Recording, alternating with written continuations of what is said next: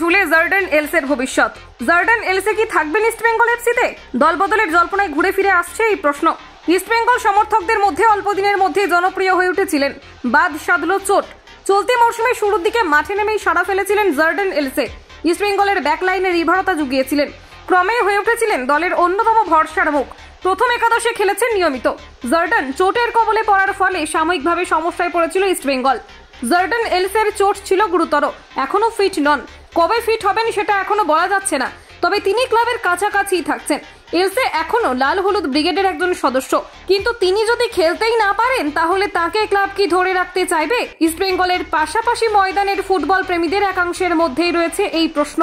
Else ও লাল হলুদ ম্যানেজমেন্টের মধ্যে সম্পর্ক ভালো। এলসে ফুটবলার হিসেবে কেমন সেটাও নতুন করে বলার অপেক্ষা রাখে না।